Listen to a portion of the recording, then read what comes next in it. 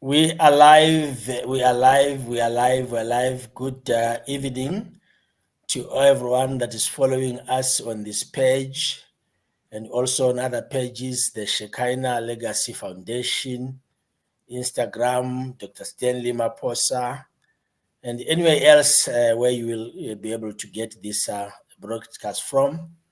I have the company of Chantel Mushaya tonight, and we shall be discussing a very critical topic on mental health, the stigma that is associated with mental health, the definition of what really mental health is, because many people keep asking us questions, what is this?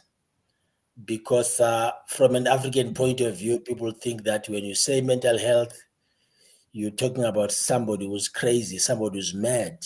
And they say we are mad. The picture that they have is of somebody who is dirty, who's carrying plastic bags, who's walking around the streets and all that. Maybe it's part of it as well, but there are other elements of mental health that me and you have and should have, because mental health is really health.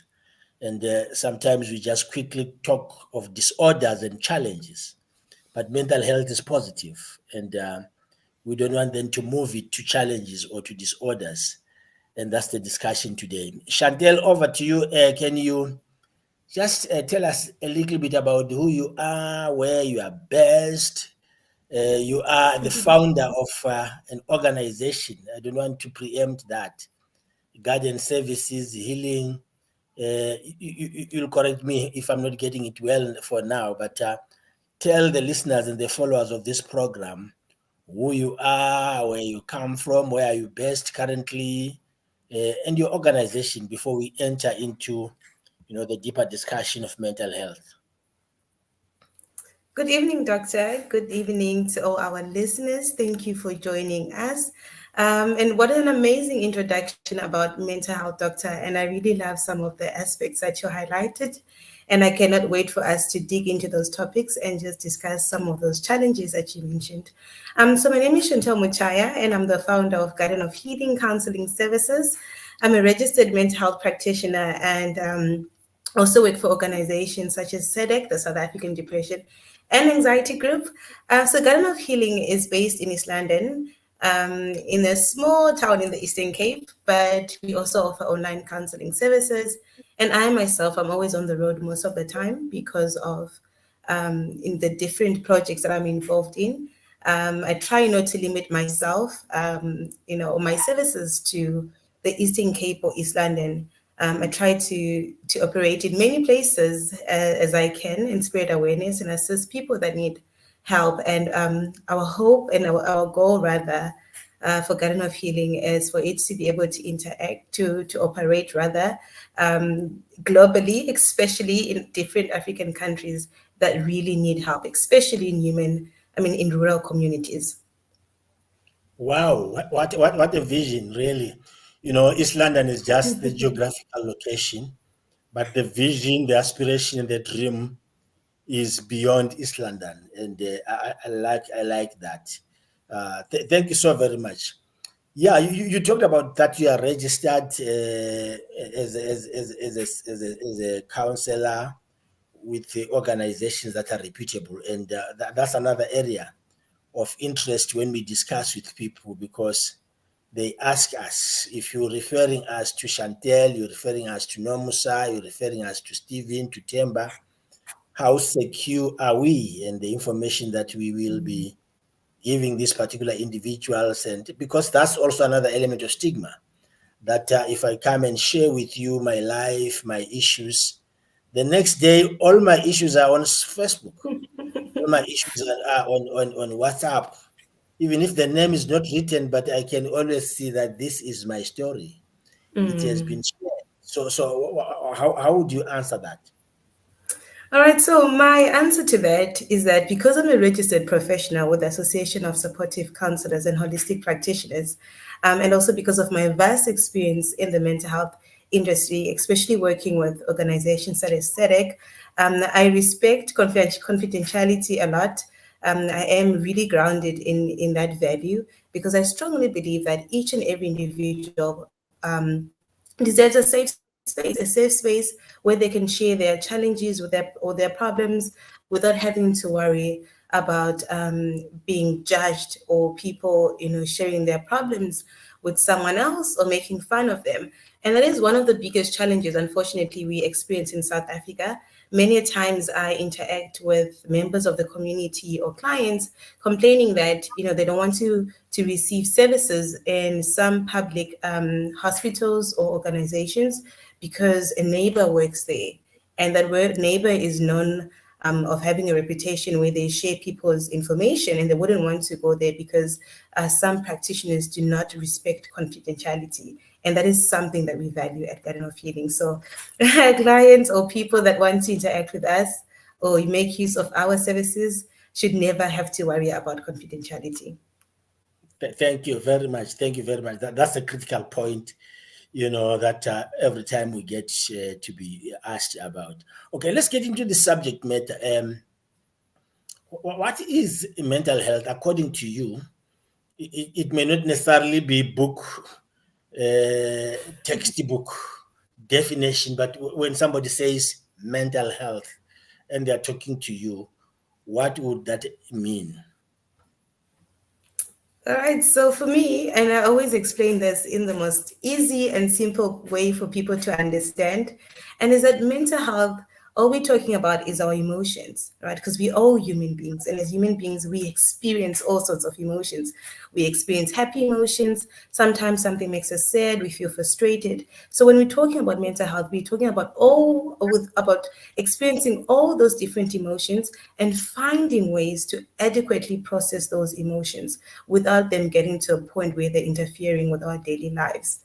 And when that happens, when they start interfering with our daily lives, and we don't adequately process some of those emotions that we're experiencing, we end up experiencing mental health disorders such as depression. So, for example, an emotion that you might be feeling is sadness caused by maybe a breakup or losing a loved one, which is a normal feeling to experience, doctor. But if we don't adequately process those emotions in the right way, it ends up affecting our well-being, our mental health. We start feeling sad for a very long time. We're not talking to anyone about how we're feeling. And when that happens, we end up developing mental health disorders now, such as depression.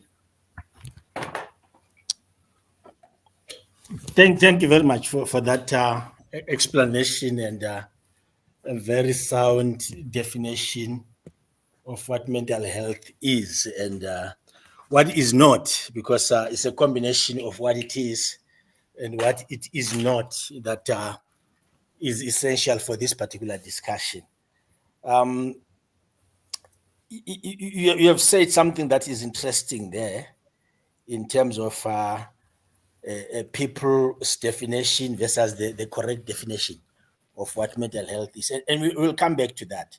Um, when you look at the Sustainable Development Goals, which what is moving the countries towards some kind of agreed development space between now and 2030. Mental health is mentioned under the health goal. But when you look at all of them, do you think, sustainability as a subject and mental health meet somewhere? And if they meet, where do they meet? If we are going to be a developing nation or nations, is it important to consider? I'm rephrasing my question. Is it important to consider the mental health of individuals from a home point of view to the work point of view and wherever people are located? It definitely, of course, it is very important that we consider mental health, because when we feel sad, it affects every aspect of our lives. And most of the times, you notice that when you feel sad, you struggle at home. If you're a parent, you struggle with your relationship with your children. If you're married, or even if you are not married just as of yet, it affects your relationship with your partner. Likewise, when you're studying, it affects your capabilities of studying. You don't want to study because you're feeling sad, you're depressed, you've got all these emotions, you're angry. If you're at work, you're not performing well because there are all these difficult emotions that you're struggling to process. And when it affects your ability to perform, this means that it affects everything, right? So even if we do want to move forward as a developed nation or country, we really need to consider mental health because we can't run away from it. It is who we are on a daily basis. And when we are not taking care of our emotions or our well-being, it will affect our productivity. There is a saying that a lot of employers like saying or have experienced them saying is that leave your problems at the door. They like saying that quite a lot when you're coming to work. You know, you leave your problems at the door, which is very impossible because we're human beings. If we can't just leave those problems at the door without us finding ways to process them because they'll continue to impact us. So it's very crucial that policymakers ensure that mental health is of is included in all policy making decisions because it's a basic need, especially in our community. Definitely, definitely. So if I'm hearing you properly, mental health needs to be integrated in both the policy and practice of any organization, whether it's a church, it's a school, it's a work environment. And when you're talking about the work environment and leaving your problems at the door, you're talking exactly what the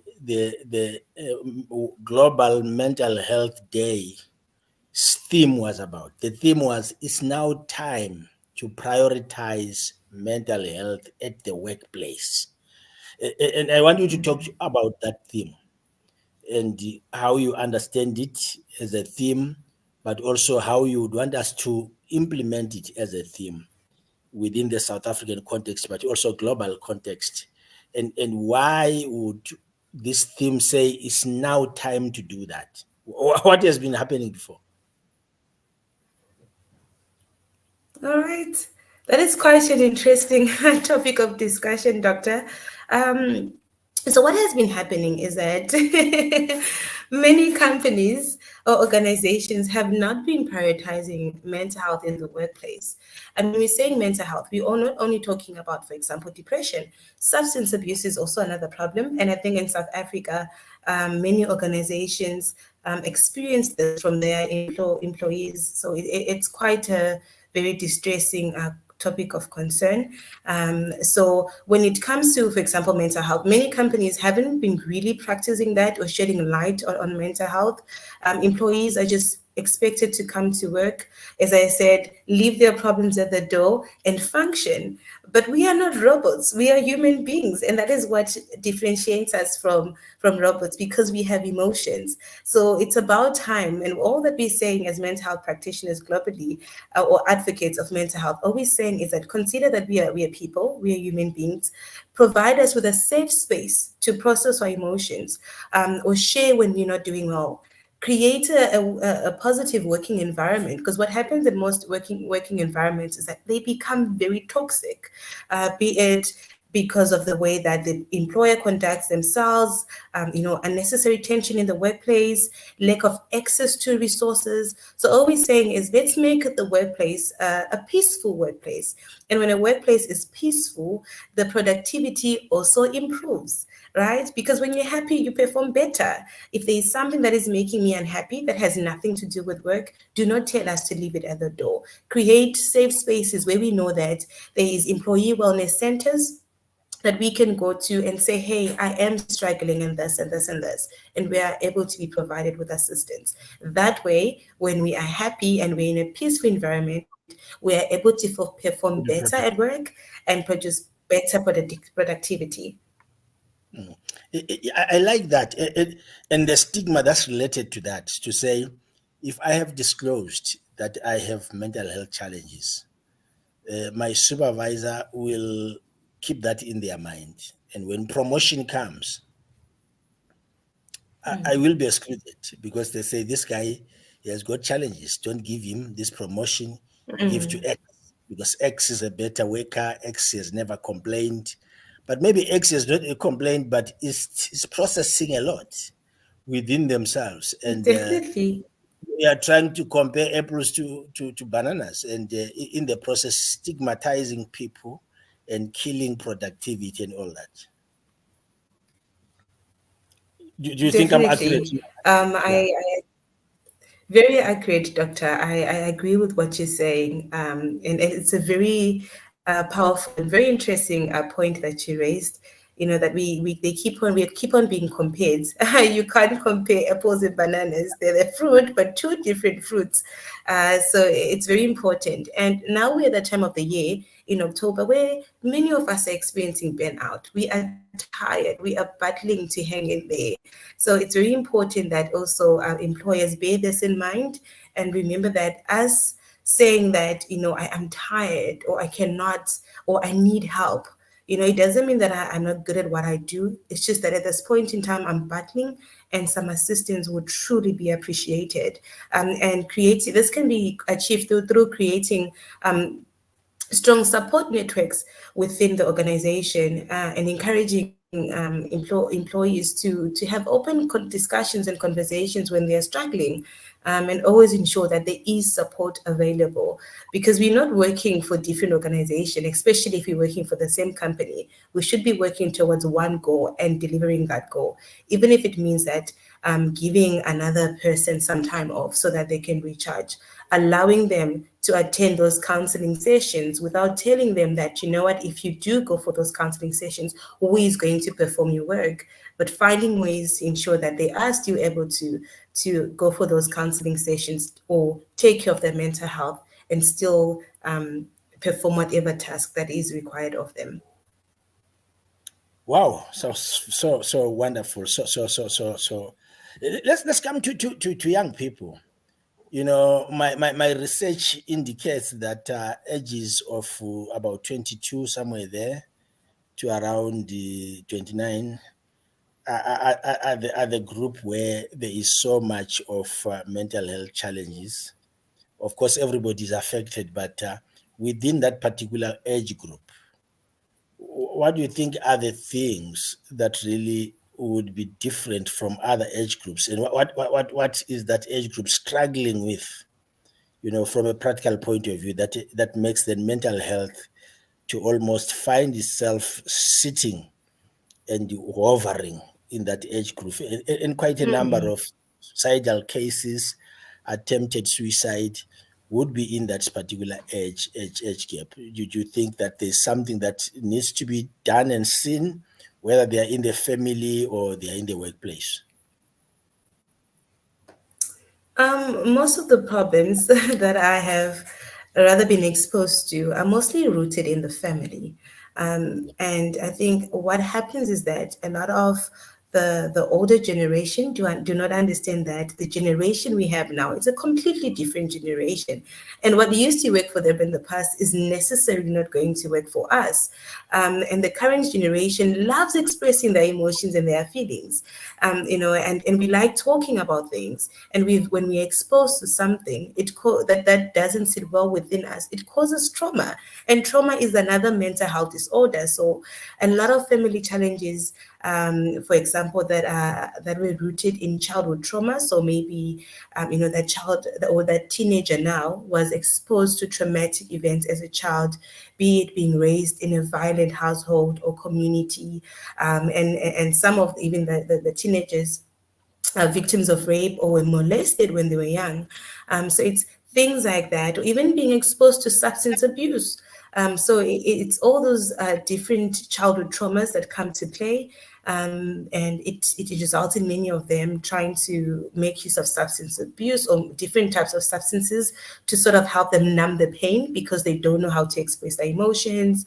And the family doesn't really understand what's going on, and they end up feeling alone. So family does play a role, especially currently, if family problems are really playing a role. Another factor that I identified is social media.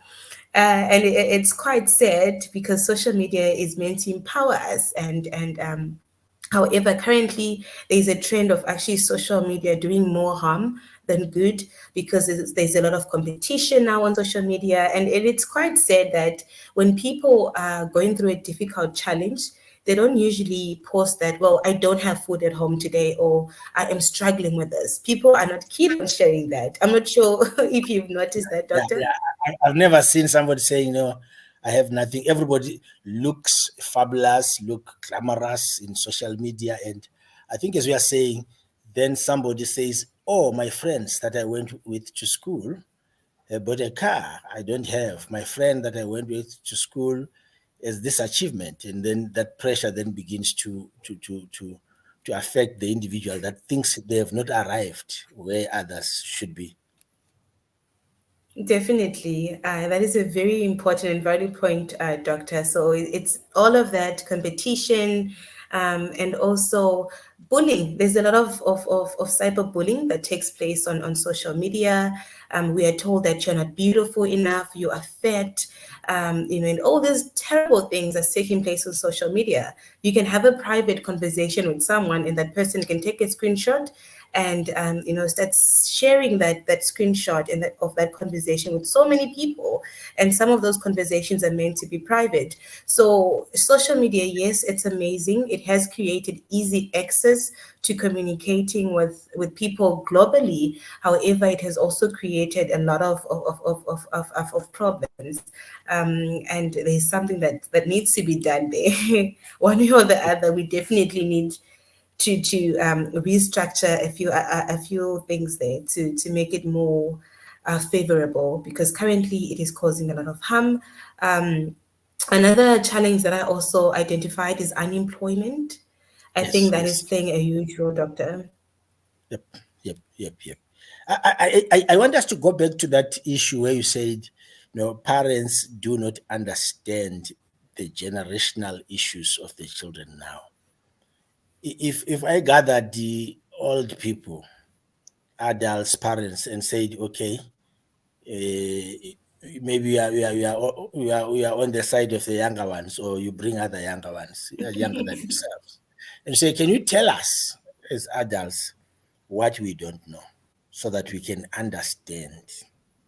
What is that thing that we need to understand?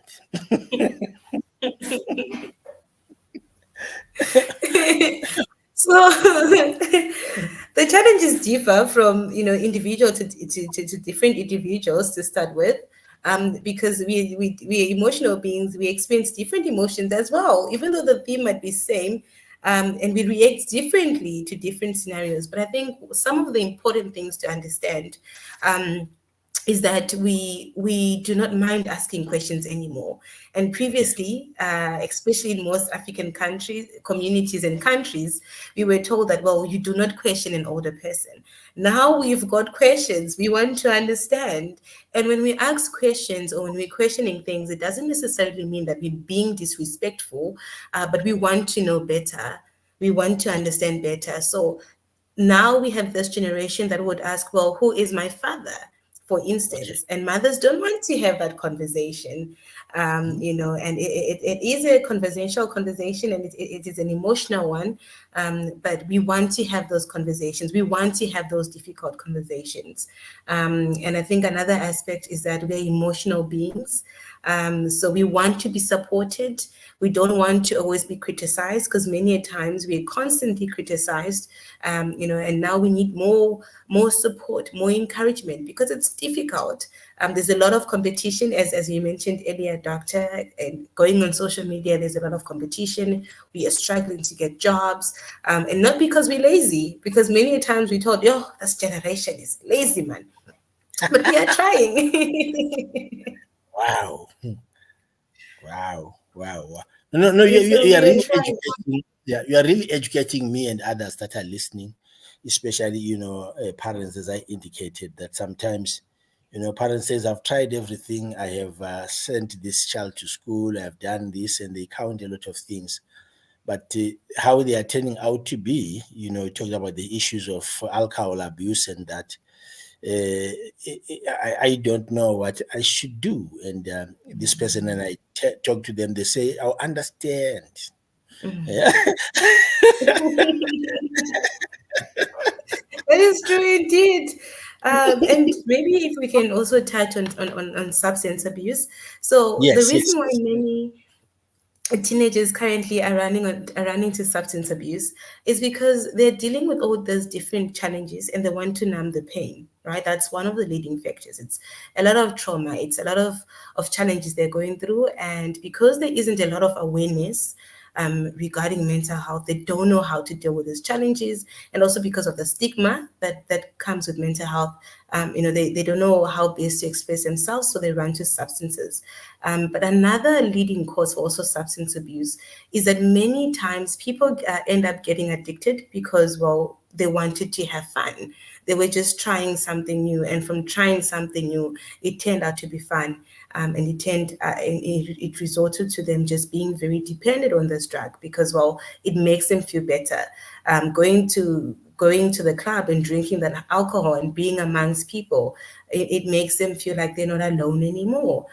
So it is quite, an interesting topic, that of substance abuse, and also very emotional, because when it comes to substance abuse, I always say that it doesn't only affect the individual that's making use of that substance; it destroys families, because of the way that that individual behaves when they are under the influence of the substance. So it really is something else.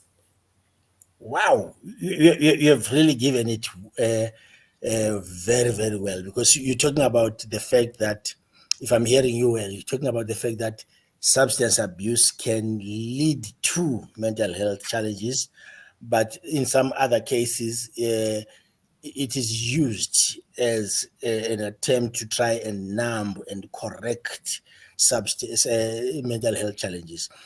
And I think there are people that, advise young people to say, if you take this thing, what you are telling me you have a challenge with will come to an end. I've done it, or somebody else has done it. Some of those teachers that take the place of parents, maybe because we are not aware, or we are absent, or there's fear of telling us as parents. Then there's another teacher somewhere. Maybe that teacher is on social media, or is a friend, or is a neighbor, or whosoever, who then says, no, if you take this substance, it will help you. And how do parents then, come in to intercept this particular teacher?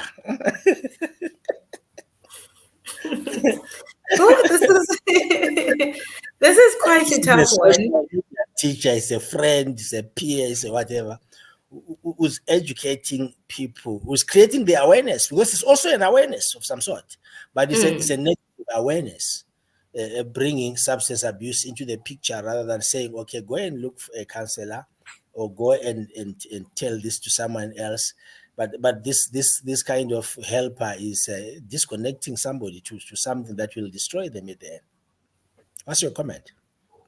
It is quite sad that we live in a community where teachers, or public figures or leaders rather, are doing more harm than good, because the duty of a teacher is to teach. It's to bring life, because it's to bring life. That's what they do. They breathe the life into their student. But now, if they're in a situation where they're teaching, but they're teaching things that's destroying their students, it then becomes quite an inhuman thing to do. And I think what members of the public can do, even mothers themselves, what they can try and do is report the perpetrator to the police station, reporting them to their governing body, so that they're made aware of these things that they're doing, because they're not supposed to be doing that. They're actually destroying the child's future, and it's quite sad that we live in a community where such behavior is allowed, even reporting this teacher to the school, to the principal. And I know that many communities believe in community justice, and the community justice shouldn't be that of violence, but maybe community justice where we can come together and say, this is what's happening within our community. How can we stop this without doing it in a violent manner? Yes, yes, yes, yes. Non-violent accountability, social accountability systems. Okay, let's come to the issue of stigma itself. And I've identified two spaces where stigma is very, very rife. It is the culture and religion. Because in the culture space, somebody would say, mental health was not there in our culture. Maybe mental health was not there in our family. It's a strange thing that is coming with the white people and you, Chantel and Dr. Maposa, abahambe esikoleni. Thina we don't know this thing, and lo muntu uyazenzisa nje ufuna induku. We must just get a stick and beat this person, you know. There's nothing like that. And then when you come to religion, you get to a space where you are told you have a demon. You don't have a mental health challenge. You have a demon. We must pray for you, lay hands on you, put oil on you, put all these things on you, put you in water, and so forth. It's not there. It's not there. There's a spiritual thing that needs to be cast out. And in the process, then somebody shrinks and stigma kicks in, and this person can't tell anyone. So what's your comment around these two things, these two institutions, the institution of culture, which we love so much, and the institution of religion, which we love so much? But in this particular subject of mental health, I think it has done more harm than good. Definitely, Doctor. I totally agree with you on that one. So, in a nutshell, I strongly believe that yes, as much as we love culture, we love religion, but there are some customs and beliefs that we still carry on that are doing more harm than good. So, in the case of, let's say, for example, religion, right? If a person has schizophrenia, which is when people hear things and they hear voices, which is a mental health disorder, right? So a patient maybe is battling with schizophrenia. They are hearing things, they're seeing things that other people are not hearing or they're seeing. And this person is to say this now in a church or in any religion, even if you want to makes an example of an African religion, this person is then told that, well, you have got a calling because you're hearing things and you're seeing things. You've got a calling. You're supposed to be a sangoma. And this is a very controversial topic that I understand. And I do not mean to offend any religion or anyone, but just sharing my opinion and also what I've been exposed to due to my profession. So many a times a person then or individual will then be told that, well, you've got a calling, you're supposed to be a sangoma, or you're supposed to heal, you are seeing things. Yet this person is actually battling with a mental health disorder and they need help, they need assistance, they need medication, they need to be provided with adequate ways to help them process their emotions. And sometimes people also start seeing and hearing things as the after effects of certain using certain substances. And again, that person who is battling with the after effects of making use of, or rather of substance abuse, is now seeing things and hearing things. Yet religion, they're saying that person is supposed to become a healer, yet they are battling. So it's quite a controversial issue there. And I always say that yes, we understand and we respect religion, but let's try and find ways to let religion and health work together. Let's consider that too. If you still think this person has a calling, great, sure, no problem. But if there has been things that were happening in the past, for example, if he's been drinking, if he was abusing drugs, or rather if he was making use of drugs, then we need to start questioning certain things and considering this person going to an institution, a mental health restoration center, before we quickly are to say this person has schizophrenia. And even if a person is hearing and seeing things, before we consider religion, let's just first consider taking them to that government hospital to see that psychologist, to see that mental health practitioner, to ensure that are they really okay? Maybe they have been battling with their mental health for a very long time, and we didn't know of this, and now they really need help. Hence, they are voicing what has been happening. So it's very important that we consider both religion. And health or mental health rather when we're talking about for example schizophrenia, and when we're talking about culture. Sorry about that. That is also quite an interesting perspective, because I strongly believe that there are some cultural beliefs that are still harming us than doing good. And as you said, doctor, that many a times we are told that, yo, this person is just naughty. We must just beat this person. Let's beat the naughtiness out of them. Yet they're really just going through a lot. You know, you hear some parents saying, she's just lazy. She's been lying on that bed all day. She's not getting out of her room. She's just lazy. She doesn't want to assist with washing the dishes. She doesn't want to assist with this. And maybe instead of being quick to assume, let's first, you know, see if this person needs help, ask them if they're okay. Are they battling? Do they need to see a doctor? Because for all we know, maybe this young lady or this person has depression. They've been in bed all the time. They don't feel like getting up. And they just need help. Instead of us wanting to be quick to to show forms of violence, our African parents, let's first try other options before that. Wonderful, wonderful. Now, in the short time that we have left here, I would like you to address the event that you are going to host, the running that is part of, ensuring that people stay healthy in body, but also mental health. I think my question there, as you share about that, how does bodily health interfares with the mental health? And you are bringing in sports here. Explain to us and the people that are listening, as you give the dates, the time, the venue, where is it happening? Is it happening only in East London or throughout the country? And then explain, motivate around why choose this? Why didn't you choose soccer or any other thing besides instead of this one that you have chosen to do? Oh, that is, I'm loving your positivity and and your faith. When you're saying, is it only happening in East London or all over the country? No. Unfortunately, for now, it is just East London. However, I'm really hoping that other organizations would learn from this event and will be um, motivated and inspired to hold such similar events within their own communities. So I've partnered with Kulani Athletics Club. They Okay. approached me regarding a mental health initiative that they were wanting to start. And they reached out to me and asked if I could partner with them on this event.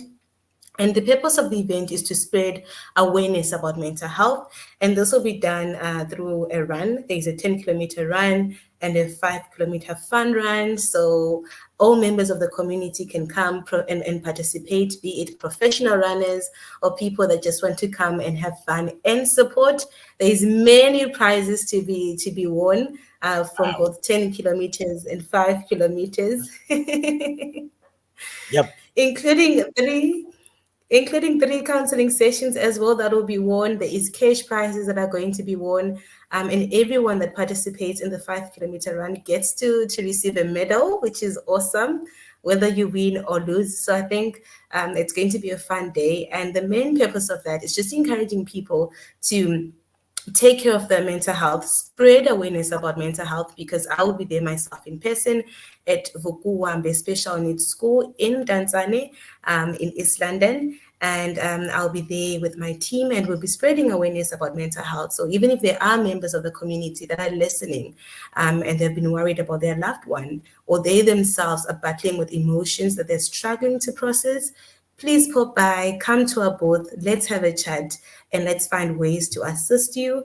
And also, I just wanted to share that Garden of Healing Counseling Services does offer free counseling to teenagers between the age of 12 and 19 years of age. So if you're a parent and you think your teenager has been experiencing difficulties processing some of those difficult emotions, just reach out to us, book a free counseling session for your child, and let's help them get the help that they need.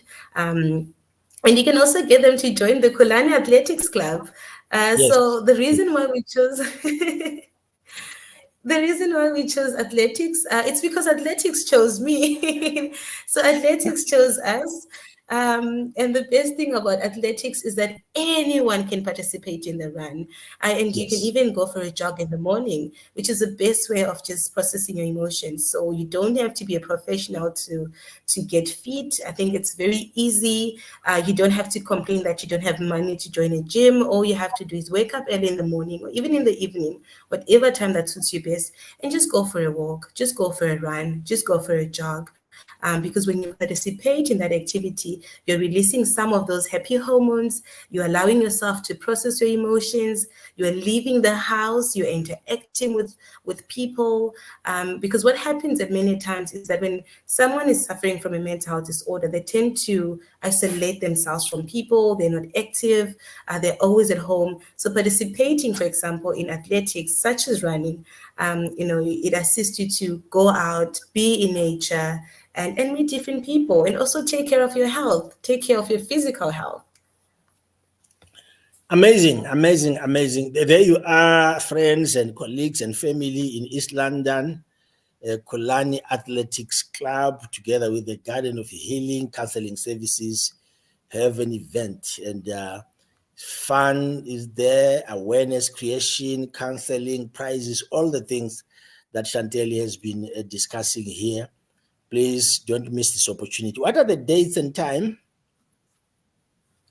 Okay, so the date is tomorrow, 13 October, and the race is starting at 6:30. So please you make sure that you're there in time. It's going to be a fun-filled day, and you can bring everyone. So parents, this is the time to take the children out. Let's have a nice, fun run on a Sunday. The weather is permitting, and also an opportunity to introduce your children and your family to mental health and mental wellness. Definitely tomorrow morning, the whole day, family gathering, family event for those that are in East London and those that can travel to East London.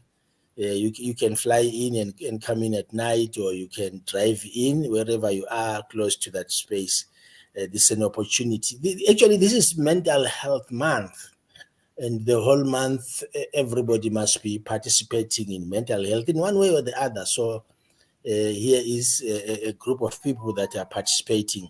So as we come to a conclusion, who else should be part of the mental health month? You have indicated the athletics are taking part, the specialists, like yourselves, people that really have an understanding of mental health, the therapists, the counselors. I've seen a number of events around, I've seen conferences, I've seen, and that makes me happy to say we are starting a discussion, or we are continuing a discussion. We're not starting it, we are continuing a discussion, and some people that were traditionally not involved are getting involved. So who else should be involved? And if people are asking you and me a question, how can I be involved as a teacher at school, as a pastor at church, as a musician, as a social media, what influencer, as a celebrity, as an academic like myself, I'm lecturing at a university. If everybody says, hey, Chantel, tell us, asas manje senze kanjani, what should we do? What would your answer be? So my answer will be that everyone and anyone can participate in mental health awareness, and it doesn't have to be difficult at all.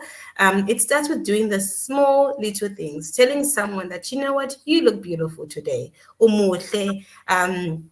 Wishing someone a nice day, have a nice day today. Whenever we feel like taking out our frustrations on other people, and sometimes we do it unintentionally, just reminding ourselves that, you know what, let's be patient, let's be kind. We are all different people, we are going through a lot. Let's not judge other people. It's something as simple as just being human, just being human. By you being human and being kind, you are spreading a little happiness, and through spreading a little happiness and kindness, you're empowering other people to take care of their mental health. And just be nice. You're contributing positively to someone else's mental health by being nice.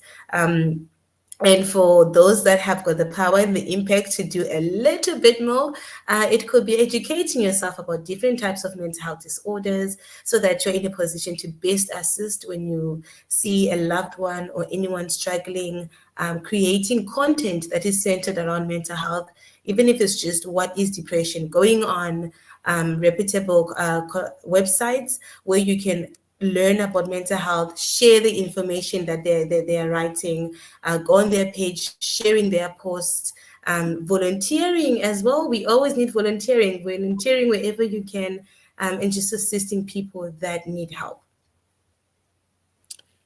So, in simple terms, listeners and friends, everyone can participate. Mental health is everybody's business. It is not something that we should leave for certain people for certain times. That we are busy in October, come November, we're forgotten, come December, we get into the festive mode, and we'll remember it again in October next year. It's everybody's business. And as I've put the quotation there, by being human, according to Chantel, 2024, you are participating in mental health awareness by being human, asking somebody how they are doing, they are looking good, how can you help them, and just be available for them is very, very critical. Your concluding remarks, Chantel, in the last 8 minutes of this discussion, of everything, maybe where people can find you, if they would like to get counseling services or just to participate and help in whatever way, someone who are looking for an organization to fund. I believe there are people out there that have money and they want to fund a cause. If I'm giving you an opportunity to say, okay, here is my organization, fund me, not anyone else. Yeah, doctor, you're putting me on the spot there. You're putting me in the spot. So Garden of Healing Counseling Services is not only about providing counseling services only. We participate in so many activities in the community, such as school outreach programs where we go to schools. We have been working with Ulwazi High School, and for those that know Ulwazi High School in Danzani, they have had 100% pass rate for 5 years in a row, which is amazing. However, students of that school have got very, very poor toilets. The sanitary is terrible. You are more than welcome to go on our page, be it on LinkedIn, on Facebook. Now we're also starting to have an Instagram page. Oh, thanks to Doctor for encouraging me to go that way. We are finally growing. So you can check our social media platforms, which is Garden of Healing Counseling Services, to have an idea of some of the projects that we are participating or involved in. So you can even see the state of the toilets of Ulwazi High School, and maybe you could just assist us by fixing their toilets for the children. I strongly believe that sanitation is a basic need, especially in schools. Some of the projects that we also are involved in is the Go Psychology Graduate Mentorship Program, which is a program to assist psychology graduates that feel stuck. So what we do is we take those students, we mentor them by them having online classes where we teach them basic counseling services, this basic counseling skills. They do their practical experience under our care and other organizations that we have had the pleasure of working with in the past, such as Uviwe and Uviwe Youth Center, and as well as Grace Counseling Center that has hosted our students in the past by providing them with a platform for them to learn practical experiences. So even if you own an organization and you need volunteers, reach to us and provide some of our students with opportunity to obtain practical experience. So once the students have obtained their practical experience and have attended all the online counseling training, we then assist them to get registered with the Association of Supportive Counselors and Holistic Practitioners, as specialist wellness counselors or wellness counselors, depending on their prior qualifications, and then they're in a position to go back in in their communities and make a difference. So through them, through that program, they're able to now get a job because number one, they're registered, or open their own practices and give back in their communities and make an income for themselves. So anyone who wants to fund, please do for the sake of the future mental health practitioners of our community. And we also have the free counseling sessions for teenagers. So even though the counseling sessions are free of charge, we still need help so that we can cover administration costs and as well as support our team who provides this free service. We also have support groups, and I'm a leader of the Women's International Support Group, where we share resources to women globally who have relocated or migrated due to one reason and the other, and they miss home, they feel stuck, and they don't know what to do. They don't know what resources are available or for them in that new country or the new country they've located in. So we offer them resources and link them to resources rather. So we've got a few projects going on. Feel free to visit our different pages to learn about what we do, and we hope that our projects inspire you to want to learn and help and make someone else smile. Wonderful, wonderful, wonderful. That's a mouthful, and we're quite happy and quite blessed to have you come to the show tonight. Short notice, and we need to be capturing these moments like the Mental Health Month, but make it a lifestyle, as we have indicated, and do beyond just one thing. Your organization is quite holistic in terms of the work that you do. And as you have said, I want to encourage those that are listening to us, whether they are CSI practitioners in private sector, and there's funding for mental health, whether it's government through the different departments, especially health, social development, whether it's other NGOs that want to work with community-based organizations, the likes of UNICEF, the likes of World Vision, the likes of Save the Children. Here is an organization to work with on the grassroots level, and many other partners that, are looking for people. Because this is what we call a community-based mental health practice, which is not something from the ivory tower somewhere in New York or in Pretoria or in Cape Town. Thank you so much. I think we will end it here for now. And thank you so much for coming through, for making this time and engaging in this very, very, very powerful discussion that we had today. I promise you we will call you again, because there is a Thank you lot so much. that we haven't covered around, community-based mental health programs. And maybe in another discussion, you may bring someone from Mdatan who has benefited from your work, so that at least we hear also from the proverbial horse's mouth. Thank you. Definitely. Thank you so much for having us, Doctor. We truly appreciate this opportunity, and we're looking forward to coming back and sharing some of our success stories. Wonderful. Thank you. Thank you. Have a good day. Good night. You Sorry. too. Thank you. Bye bye. Bye. Thank you. Wow.